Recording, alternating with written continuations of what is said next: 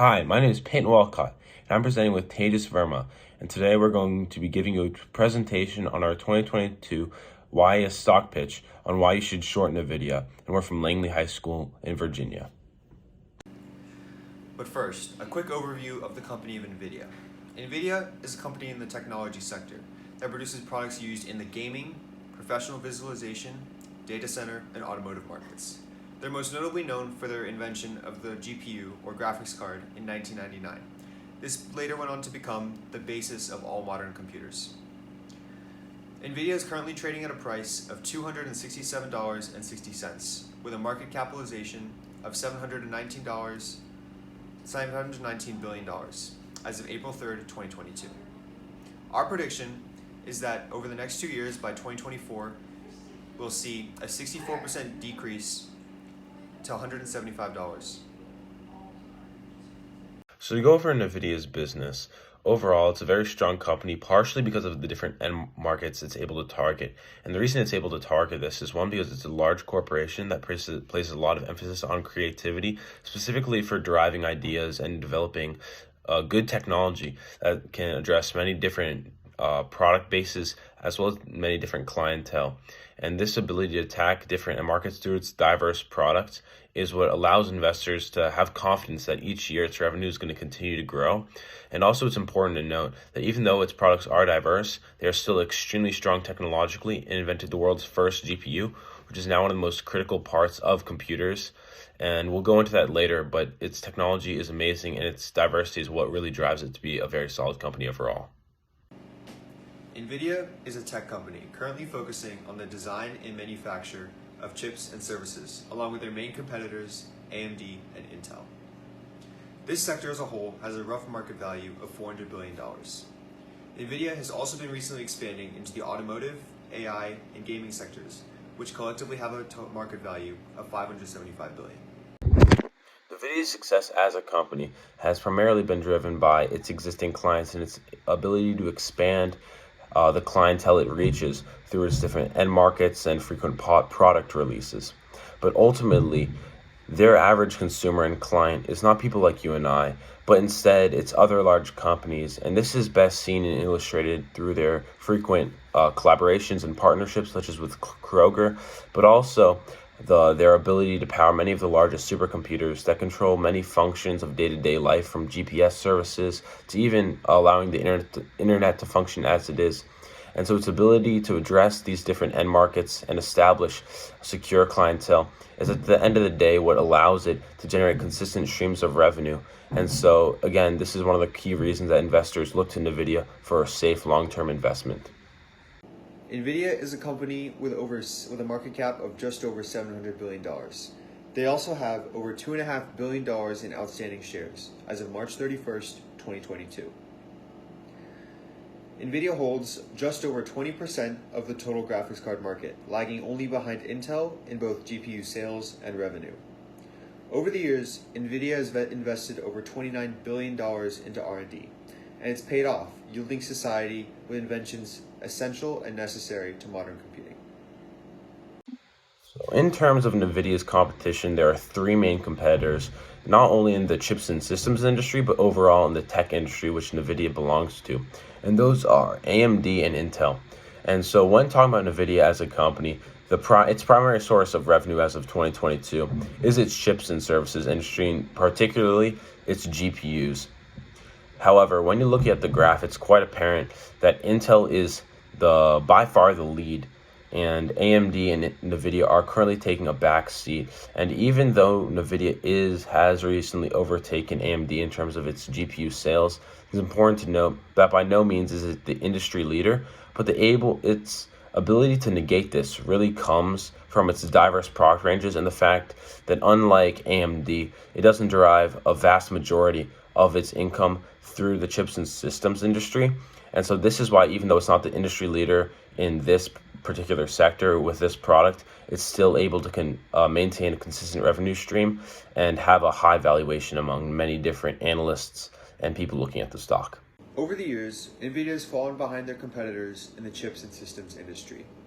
During their Investors' Day meeting, they stated plans to access a $100 trillion market via PC parts, car software, and data centers.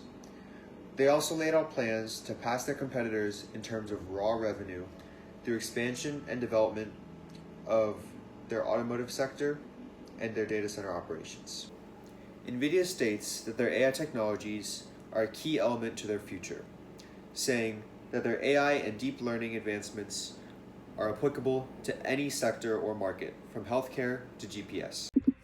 So up to this point in the presentation, we've mainly talked about how NVIDIA is able to excel as a company and in terms of its sales and clientele. However, now it's time to address what we're really harping at in our presentation, which is its stock performance. And so when looking at its performance, even since September of 2020, it's doubled. And this ability to continue its growth despite its extremely competitive field is what's allowed it to grow and become such a safe investment for many people looking to buy stock in the tech sector. And this reputation and security is one of the reasons that the vast majority of analysts covering the sector and NVIDIA individually as a company rate it a buy instead of a sell or a hold. And so that's also important to understand, because through rating this company a short and advising a short, we're actually taking a contrarian approach and going against the advice of most analysts. That also feeds into the investment risks, which we'll talk about later in this presentation. And now it's really time to get into the valuation analysis, which is the main reason for our prediction and recommendation for a short.